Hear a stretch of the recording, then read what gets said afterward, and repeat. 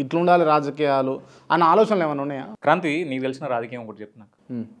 మీరు చూస్తున్న రాజకీయం, అప్పుడు ఒక మంచి జర్నలిస్టు, నువ్వు చూస్తున్న రాజకీయము, నీకు తెలిసిన రాజకీయం ఒకటి చెప్పు. హామీలు అమలు చేస్తామని మాట ఇచ్చి ఓట్లు వేయించుకొని వాళ్ళ పని వాళ్ళు చేసుకోవడం, ఇదే రాజకీయం ఇప్పుడైతే ప్రజెంట్ యాజ్ ఆఫ్ నౌ. నాకు తెలిసిన రాజకీయం అది కాదు. నాకు తెలిసిన రాజకీయం అది కాదు. నాకు తెలిసిన రాజకీయం వేరు. నేను చూసిన రాజకీయ నాయకులు వేరు. నేను అభిమానించే నాయకులు వేరు. వేరుంటుంది. ఇది కాదు.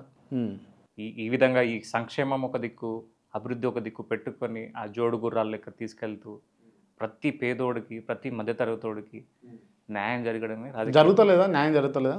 జరుగుతుందంట. జరుగుతలేదా అని అడుగుతున్నాను నేను. జరుగుతుందన్నమాట. జరుగుతలేదా అని నేను అడుగుతున్నాను. జరగట్లేదు. ఎక్కడ జరగట్లేదు? ఏం జరగట్లేదు చెప్తారా? చెప్పిన కదా ఫస్ట్ ఇంటర్వ్యూలో.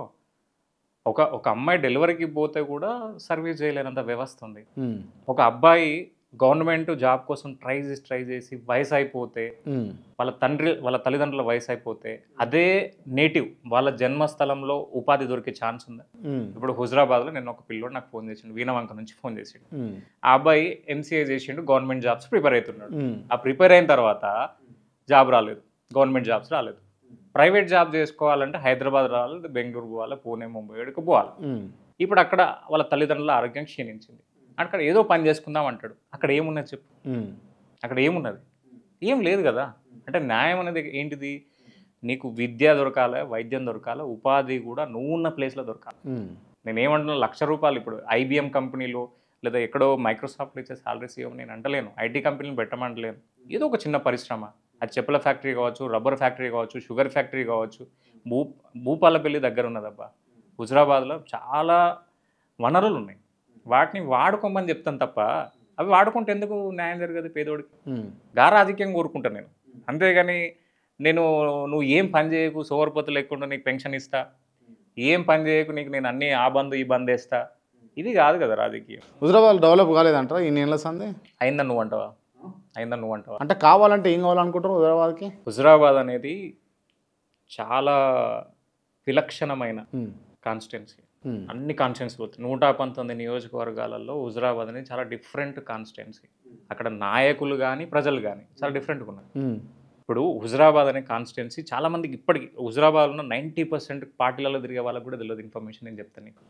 ఓకే, 1978లో కమలాపూర్ కాన్స్టిట్యున్సీ పుట్టింది. 1952లో హుజరాబాద్ కాన్స్టిట్యున్సీ పుట్టింది. నిజాం స్టేట్లోనే హైదరాబాద్ సంస్థానం ఉన్నప్పుడు, హైదరాబాద్ స్టేట్ ఉన్నప్పుడే 1950లో మనకి 2 ఎమ్మెల్యేలు ఉండేవాళ్ళు. ఓకే, 1978లో ప్రెసిడెంట్ రూల్ తర్వాత, ఎమర్జెన్సీ తర్వాత కమలాపూర్ కాన్స్టిట్యున్సీ ఏర్పడ్డది. ఏర్పడ్డ తర్వాత చూసుకుంటే ఈ రాష్ట్ర రాజకీయాలలో 1978లో దుగ్గిరాల వెంకట్రావు అండ్ పి జనార్దన్ రెడ్డి వీళ్ళిద్దరు ఉండే. ఓకే, ఒకరు హుజరాబాద్ నుంచి ఉండే దుగ్గిరాల వెంకట్రావు, పి జనార్దన్ రెడ్డి కమలాపూర్ నుంచి పోటీ చేసిండు. అప్పటికి కాంగ్రెస్ పార్టీ అధికారంలో ఉంది స్టేట్లో.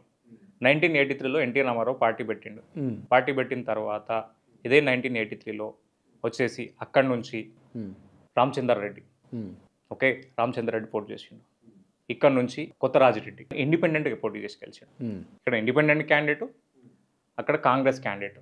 టీడీపీకి అక్కడ ప్రాతినిధ్యం లేదు 83 ఎలక్షన్లో. 85కి వస్తే ముద్దసం దామోదర్ రెడ్డి అక్కడ నుంచి పోటీ చేసిండు. ఇక్కడ నుంచి ఇంకొకరు పోటీ చేశారు. ఓకే, తర్వాత 1989కి వస్తే ఆ 85లో ముద్దసం దామోదర్ రెడ్డి మినిస్టర్. సో 84 తర్వాత తీసుకుంటే 89 అక్కడ నుంచి ముద్దసం దామోదర్ రెడ్డి టీడీపీ నుంచి గెలిచిండు. ఇక్కడ 89లో కేతిరి సాయిరెడ్డి ఇండిపెండెంట్ గెలిచిండు. ఈ గెలిచిన తర్వాత రాష్ట్రంలో కాంగ్రెస్ పార్టీ అధికారంలో ఉన్నది. అప్పటికి మినిస్ట్రీ అక్కడ ఎవరికి రాలేదు. 94 తీసుకుంటే నెక్స్ట్ అక్కడ నుంచి ముద్దసం దామోదర్ రెడ్డి టీడీపీ, ఇక్కడ నుంచి ఇనకాల పెద్దిరెడ్డి గారు టీడీపీ. ఓకే, ఇప్పుడు టీడీపీ పెద్దిరెడ్డి గారు మినిస్టర్ అయ్యారు. నెక్స్ట్ సేమ్ మళ్ళీ పెద్దిరెడ్డి గారు, మళ్ళీ ముద్దసం దామోదర్ రెడ్డి గారు తీసుకుంటే మళ్ళీ పెద్దిరెడ్డి గారు మినిస్టర్ అయ్యారు. ఆ తర్వాత ఎలక్షన్లో తీసుకుంటే ఇక్కడ నుంచి కెప్టెన్ లక్ష్మీకాంతారావు, అక్కడ నుంచి ఈటల రాజేంద్ర. ఓకే, అప్పటికి ఏంది తీసుకుంటే కెప్టెన్ లక్ష్మీకాంతారావు గారు మినిస్టర్ అయ్యారు. ఆ తర్వాత మళ్ళీ తీసుకుంటే అప్పుడు కమలాపూర్ను హుజరాబాద్ కంబైండ్ అయ్యి ఈటల రాజేందర్ గారు ఇక్కడ ఎమ్మెల్యే అయ్యారు 2009కి. 2009 తీసుకుంటే మొన్నటి వరకు ఈటల రాజేందర్ గారు ఎమ్మెల్యేగా ఉన్నారు. ఇప్పుడు ఈ ఓవరాల్ స్టోరీ తీసుకుంటే ముద్దసాని దామోదర్ రెడ్డి గారు 2 సార్లు మినిస్టర్, కెప్టెన్ లక్ష్మీకాంతారావు ఒకసారి మినిస్టర్, పెద్దిరెడ్డి గారు 2 సార్లు మినిస్టర్, ఈటల రాజేందర్ గారు 2 సార్లు మినిస్టర్. ఇప్పటి వరకు హుజరాబాద్లో ఒక్క పేరున్న సంస్థ ఎందుకు రాలేదు? ఇన్ఫ్రా డెవలప్ చేశారు.